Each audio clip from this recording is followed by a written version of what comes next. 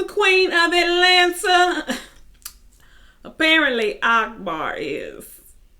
Or is it light-skinned Keisha? Well, according to Spice, where your hits at? I agree with her. Welcome everybody to Catching Up with Cassie J. I am here to review Love and Hip Hop Atlanta Season 9 Episode 4. And as I said, it's Queen of Atlanta. That's what this battle is all about. Everybody want to be the queen, the king, the best. But sometimes you might just be the worst. So we're going to jump right into this review. And it starts with Mimi. She set up a self-defense class for all of the ladies that wanted to attend, that is, that could attend, that was available, that got the call for them to learn how to defend themselves. I personally would love to take me a self-defense class or two. You know, ladies got to learn how to defend themselves. You don't always want to run people over with their cars. That's always an option, though. I'm the type to want to run you over with your cars. But I heard you catch a charge for that. You know, but hey, if you try to attack me, I'm running you over with my car. Just FYI. Now, they said that Mimi wanted to do this because last season she had the incident where someone had broke into her garage and was trying to steal her car and shot at her. So she wanted to take these classes so she could get some techniques so that she would feel a little bit more comfortable being able to defend herself in any kind of situation. And I understand that, and you know, with the things nowadays, you definitely want to feel safer by any means necessary. I do know that in the sense of a gun, no self-defense class is really going to help you with that. But I don't know. I have to take a class, so I don't know what all they can teach me. Now, at this class, Carly brings her new friend. Carly is so petty. She's so petty. It makes sense now what happened last week. Because last week when her and Sierra was talking and she told her, my friend Karma, she gonna come and she gonna bite you in the ass. And I was like, Carly, why are you saying that, girl? What is you talking about? Now I know what she was talking about. Her new friend is Kiyomi. For those of you who don't know who Kiyomi is Bow Wow's ex-girlfriend who he got into the fight with in the elevator. Now, of course, Kiyomi does not want to be referred to as the girl from the elevator. She really wants to just let that go. She wants that to be a part of her past and so on and so forth. And I understand that. I would be embarrassed. I would not want to be identified as, you know, the girl who beat up Bow Wow and scratched his face up like a mountain lion. I would not want to be identified as that neither. However, when you introduce yourself or when people say, hey, and you say, oh yeah, I was Bow Wow's ex-girlfriend, maybe you should just not associate yourself with him at all. You just say, my name is Kiyomi. I'm a wild and out girl. Maybe you should identify yourself with something else another accomplishment in your life. I wouldn't even associate myself with him anymore because somebody's going to probably connect that dot if you say, oh, I used to date Bow Wow. Just saying. But the reason why the whole karma thing came up was because she says that she's dating somebody. She didn't say at the time who she was dating, but I'm going to go ahead and go to it. The person she's dating is Shooter. That's why she was like, my friend Karma's going to shoot you in your ass. Because she already knew. She knows. So she's just waiting to see this blow up in Sierra's face. And I'm just like, as a friend, why would you want to see your friend? I can't. But I guess misery loves company. She's such a bad place right now. She just wants everybody to be upset and hurt and so on and so forth. So we move right along to Scrap and Shooter.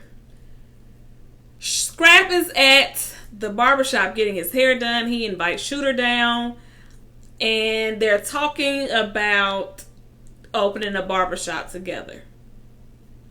now that Scrap is out, he's off parole, off probation.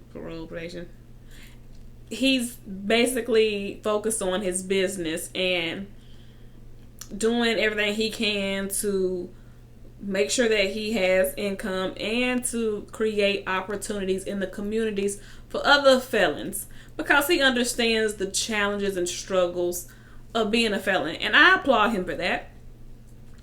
So he invites his sister Cheyenne, the sister that helped him to be able to get out the halfway house because he needed a relative who did not have a criminal record to have him to be able to stay with in those times.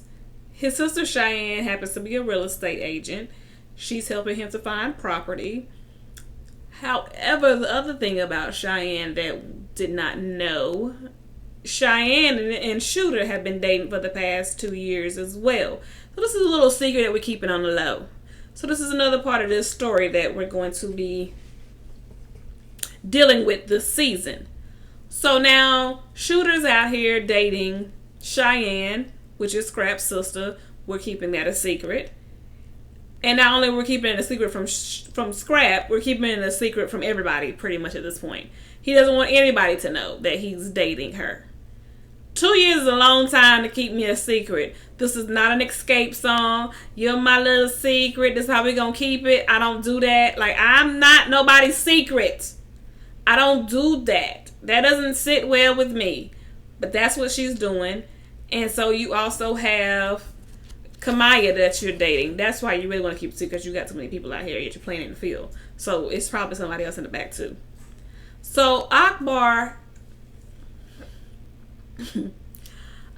does her video shoot, and she invites some of the girls down to be a part of the video. And during this video, she basically tells, because Tokyo's there. Tokyo is friends with light skinned Keisha, and she kind of wanted to know what was the deal with her and light skinned Keisha. Like, what's your issue with her? What's your beef with my friend? She said, I don't like your friend because your friend running around talking about she the queen of Atlanta, and she should know by now that I'm the queen of Atlanta. Everybody know that I'm the queen of Atlanta. Akbar, since she's been on the show, has been saying that she's the queen of Atlanta, and Spice corrected them all. Both of y'all running around talking about y'all the queen of Atlanta, but neither one of y'all got a hit to prove it yet. Spice is the queen of the dance hall, and Spice has hits to back it up. I'm with Spice. Before you call yourself the queen or king of anything, I need you to have receipts. Where your receipts at? It's nothing wrong with you being confident about your abilities. It's not. But before you want to be checking people about it, before you want to be running down on people about it, girl, please have something to support your facts and your argument. Where is it? I barely hear you do a full verse on the shows since you've been here. I have not seen a music video from you yet. Maybe I'm going to go over here when I get done doing the video. I'm going to go and look her up. That's Akbar, that is. Not Light Skin Keisha. I've heard Light Skin Keisha on the radio. Akbar, I'm going to go look you up. At least Light Skin Keisha is a little bit more mainstream than you. I've heard her stuff on the radio. Now, in that moment, when she made that argument, she was like, I got a little song for her. I got a little diss for her. She did a little diss. Literally, a little. Literally, like 4 lines. Nursery rhyme for her. And so, young Jock decides, well, she said, Light Skin Keisha's going to be coming to the radio station.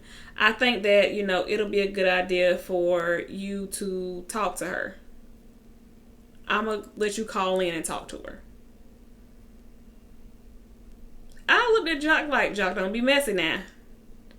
Don't be messy. Unless the check is worth it. Don't be messy.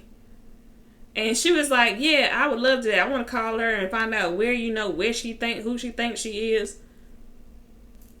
I want to call in and ask Akbar who she thinks she is.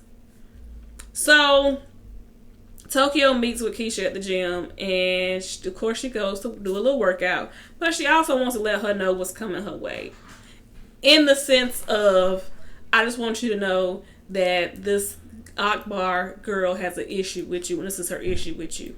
Her issue with you is that you running around telling everybody that you the queen of Atlanta. And she was like, I am. Okay.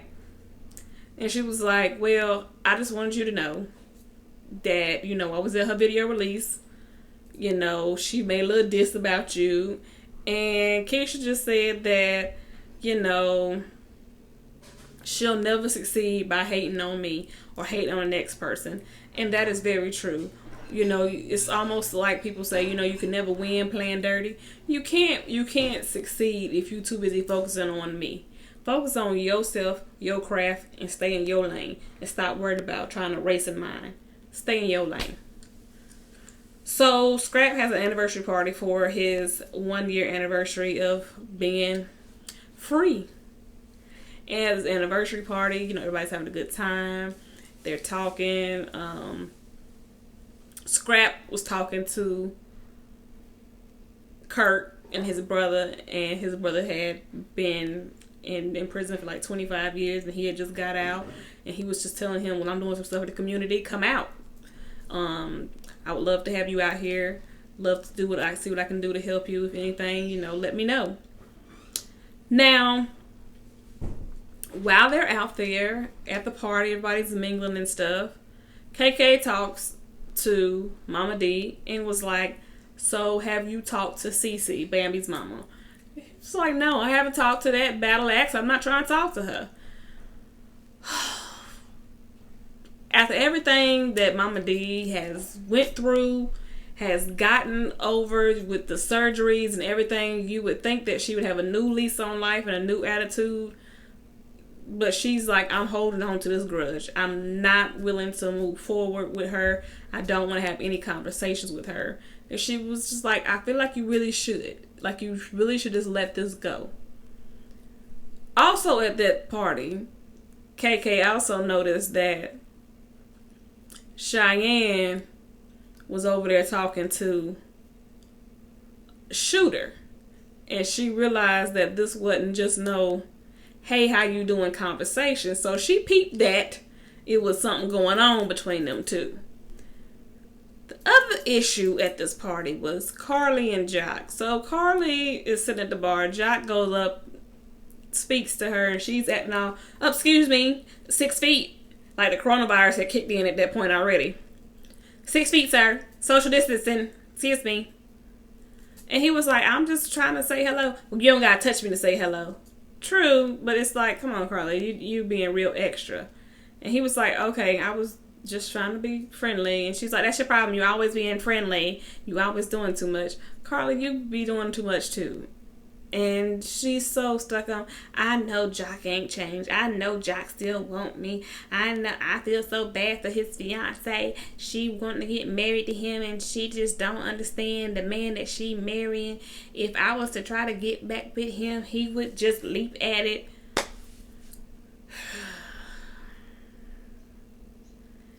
Carly, I just want you to find happiness within yourself first and foremost. And then you'll be able to find happiness with somebody else. Because I don't think that you're truly happy with yourself. Because if you were, you just would not do and say some of the things you say and do. So in that conversation, Carly lets Jock know that, I'm sure you heard that I'm going through a divorce. And he was like, no, but, I'm sorry to hear that. And she was like, yeah, I'm sure.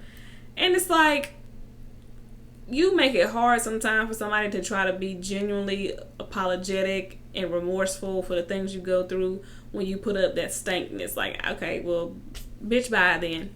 Okay? Bye. Moving to Shooter and Cayenne having, not Cayenne, Kamaya having a photo shoot. Because Kamaya is a rapper. She was trying to rap when she was with Bow Wow, and Bow Wow wasn't giving her enough opportunity and support. So she was doing a photo shoot, and in that same scene, she was talking to Shooter about their relationship and basically saying to him, so when we go public with our relationship, I'm not going to have anybody coming to me. But Shooter was saying in the same sense that they have a very open relationship. I don't think that when she's saying open, she means open as into you can be with other people. I think she's referring to like you're open and honest, not open to the public. But he's open to the public, not open and honest. Now, this next scene that really disturbed me, Scrappy, Bambi, Mama D, and Earl and Cece sit down. We're trying to bring the family together.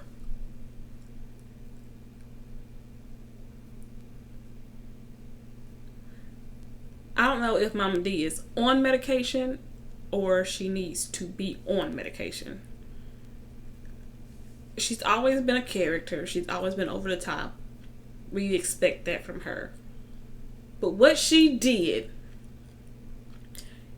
at the sit down was just too much. It's like the mothers were going back and forth. Now, mind you, the grandkids are here too, and it's just like you should carry yourself a little bit differently in front of your kids. You know, you don't want to argue in front of the babies because they looking and wondering why my grandma's arguing, why y'all carrying on back and forth like this.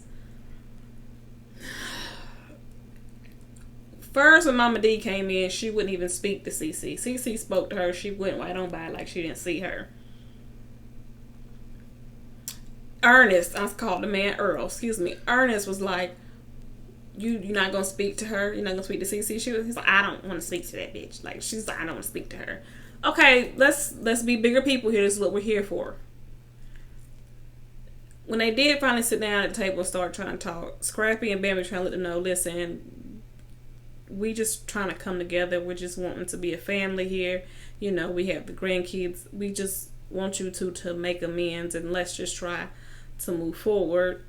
And of course, Cece started letting Mama D know all the things you said about me. You wish that I was dead after I had my cancer scare. And she said, I did say that, and I still feel that way. I do wish that you would die. I do wish that you was dead. Wishing death upon somebody is like, it's up there with like spitting on somebody. It's just stuff that you don't do.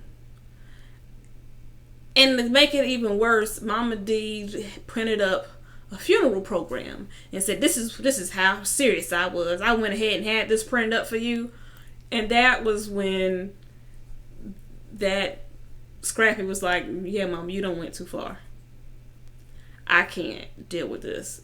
He done told the cameras to stop rolling. Like, he was like, this is about to be a real problem. Y'all keep rolling these cameras. Like, I don't know what's happening. And I think if Mama D really has stopped drinking, it's like she's really having to deal with her feelings now. And she don't have no way of hiding no more. Because she's not drinking. You sober-minded now.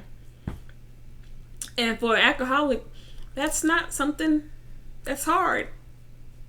You don't have nothing to run to now. So she acting out differently. So we're going to move on to Scrap's community program. He had to set up a program for at his restaurant. And it was just like an outreach thing for people to come together and to help out. At this event, this is when KK finally confronts Cheyenne about her relationship with Shooter.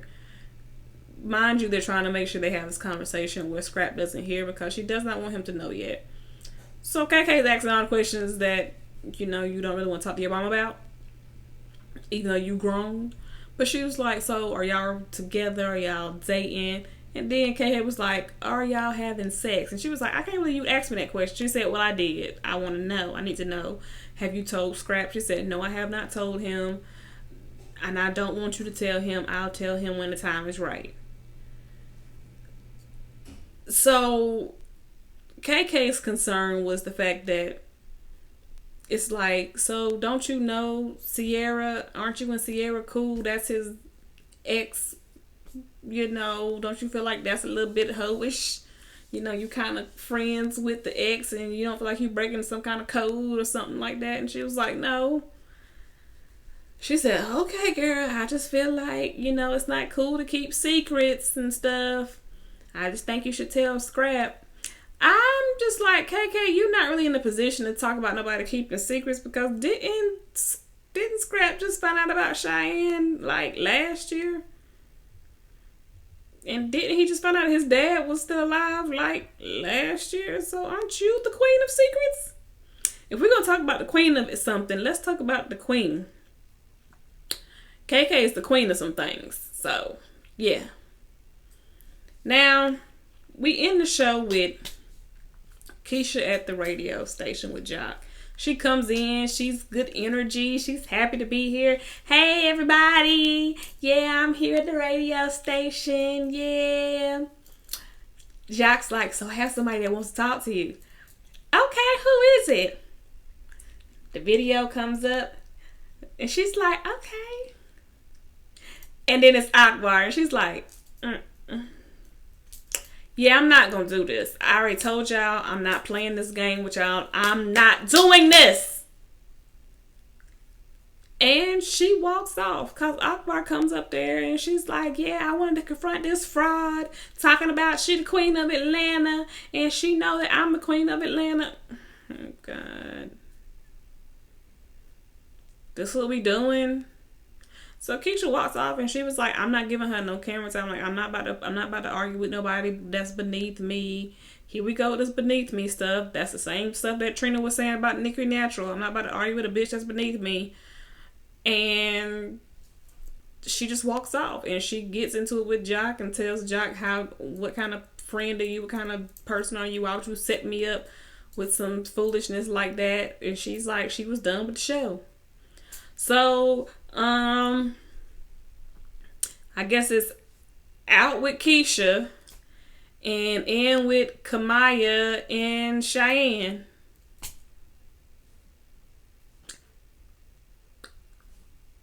I mean, girl, Lexi and Keisha, girl, you better come back on the show and use this platform for what it's good for, to promote yourself and stop playing.